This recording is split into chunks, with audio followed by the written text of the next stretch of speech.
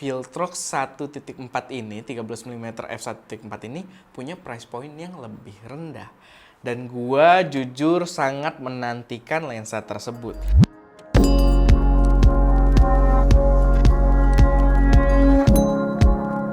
Halo semuanya, selamat datang channel SC Media dengan gue Erwin yang seperti biasa akan memberi kalian referensi racun buat kalian yang doyan dengan proses produksi konten kreatif, entah fotografi atau videografi.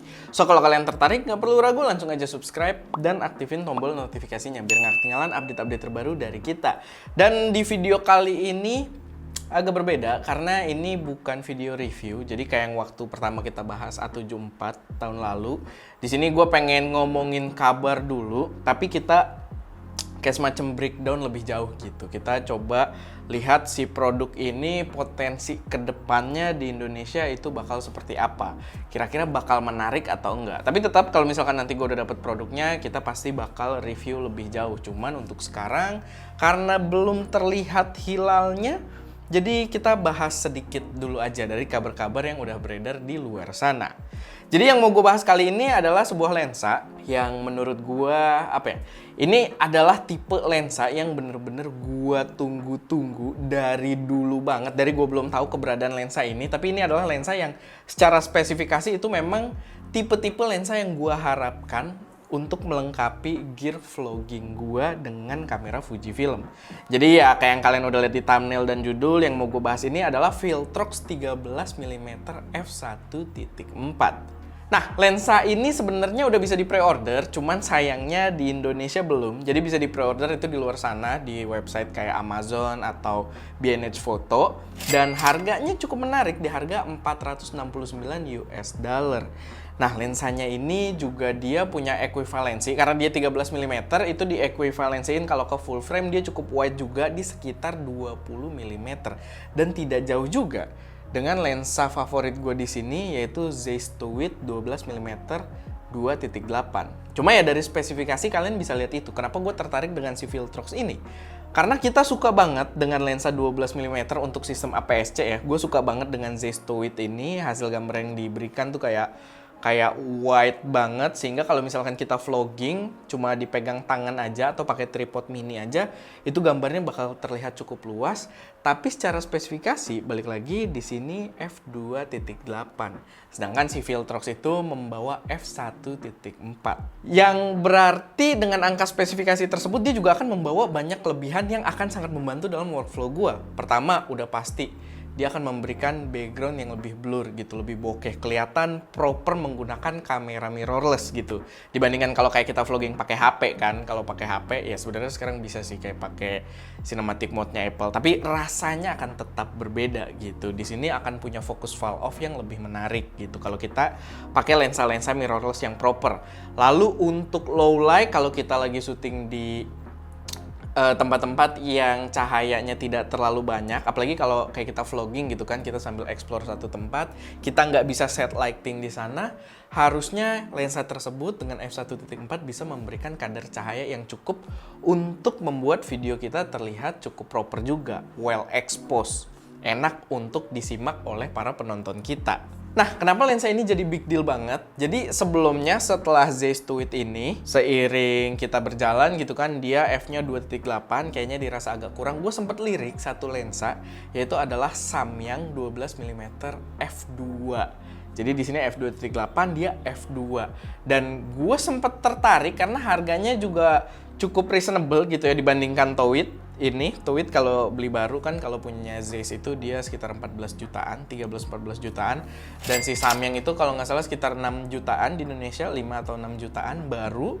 Dan dengan adanya kabar si Viltrox ini, yang walaupun dia baru launching di luar gitu kan, baru pre-order di luar, di Indonesia belum kedengeran, tapi gue memilih untuk menunggu. Karena ya kalian lihat secara spesifikasi, balik lagi gitu kan, kalau si Towit ini 2.8, si Samyang f2, dan si Viltrox ini dengan angka vokal sebenarnya nggak terlalu berbeda jauh ya, 12 dan si Viltrox 13, tapi f-nya 1.4. Itu lumayan banget, menurut gue ini bakal sangat menggoda. Dan secara harga pun si Samyang ini kalau gue lihat di globalnya ya, di B&H Photo itu si Samyang ini dijual seharga 499 US dollar, yang berarti Viltrox 1.4 ini, 13mm f1.4 ini punya price point yang lebih rendah. Dan gua jujur sangat menantikan lensa tersebut. Karena udah banyak juga, gua udah aware akan lensa ini di akhir tahun lalu, di sekitar Desember akhir, gue udah tahu, lensa ini kayaknya bakal menarik gitu kan, udah ada kabar-kabarnya. Dan beberapa reviewer kecil bahkan di luar sana, itu udah ada yang bikin reviewnya. Cuman, ini kayaknya faktor dari chip shortage juga, sehingga lensanya nggak launching, nggak dijual-jual. Tapi unitnya, itu udah ada beberapa unit yang direview oleh reviewer di luar sana. Dan itu menurut gua sangat menarik, karena mereka memberikan beberapa sampel foto, sampel video yang terlihat cukup high quality juga. Kalau kita ngomongin ketajaman ya, terlihat cukup tajam juga, autofocusnya juga bekerja dengan baik. Dan yang agak berbeda adalah dia menggunakan klik aperture ring. Jadi kalau teman-teman ngikutin SM Media atau kalian juga pakai lensa-lensanya Viltrox, kita juga ada beberapa di sini. Dan itu dia menggunakan ring yang biasa gitu, ringnya smooth aja. Memang ada hambatan, tapi dia tidak clicky, dia smooth aja.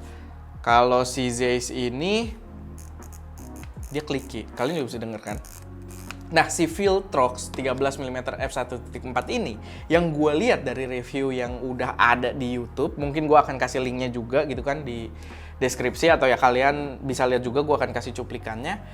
Dia memiliki klik aperture ring gitu. Aperture ring dengan rasa clicky ketika kita ubah aperturnya. Dan itu ya mungkin ini subjektif ya, tapi menurut gue menarik karena itu jadi proper seperti lensa Fujifilm gitu kan. Kayak lensa yang diciptakan untuk body kamera ala-ala analog gitu, ala-ala kamera manual. Dan itu membuat gue cukup tertarik juga dengan lensa yang satu ini. Lalu balik lagi, kalau kita ngomong hasil, di situ udah ada beberapa contoh gambar gitu, dari segi fotonya, dari segi videonya. Gambar cukup tajam dan gue tidak pernah kecewa memang dengan ketajaman dari lensa-lensa Viltrox yang kita pakai juga di sini. Cuman gue masih agak concern gitu. Gue masih agak concern apakah di sini dia akan membawa performa chromatic aberration yang lebih terkontrol, dan juga bias flare cahaya yang biasanya mau wash out warna atau kontras dari gambar kita. Nah, di sini gue masih agak concern karena di beberapa review yang gue tonton itu belum dibahas. Tapi ya itu jadi satu, walaupun balik lagi sih, kita nggak bisa melupakan kalau harganya memang cukup low budget gitu. Cuman ya menurut gue itu jadi satu pembahasan yang menarik karena gue udah merasakan sendiri lensa Viltrox punya chromatic aberration yang cukup heboh. Dan dari segi flare cahaya juga, kalau misalkan kita berhadapan dengan cahaya langsung, dia membuat kontras gambar tuh langsung wash out gitu. Bahkan itu dibandingin dengan lensa-lensa Tokina juga berasa banget dari segi flare cahayanya, walaupun memiliki chromatic aberration yang kurang lebih mirip. Tapi itu gue rasa tetap ada concern yang perlu diperhatikan, yang perlu kita tunggu sampai ada reviewnya di channel SM Media. Tapi video ini cuma buat ngasih tahu kalian aja gitu, kalau ada lensa Viltrox 13mm f1.4 ini yang harus kalian antisipasi juga kedatangannya. Kalau kalian mungkin udah pengen upgrade lensa gitu kan, karena ini di sini gue rasa akan memberikan opsi harga dan kualitas yang menarik gitu. Angka spesifikasi utamanya ya. Balik lagi kalau soal coating, kalau soal kualitas gambar secara flares cahaya dan juga chromatic aberration, kita harus tes lebih lanjut gitu. Kalau soal ketajaman sih, gue udah nggak ragu gitu. Selama ini gue pakai lensa Viltrox bagus, tapi yang dua tadi itu gue rasa perlu jadi perhatian. Oh iya, yang kita pakai sekarang nih Viltrox 33mm. Oh iya kan Tokina udah pada dibungkus ya.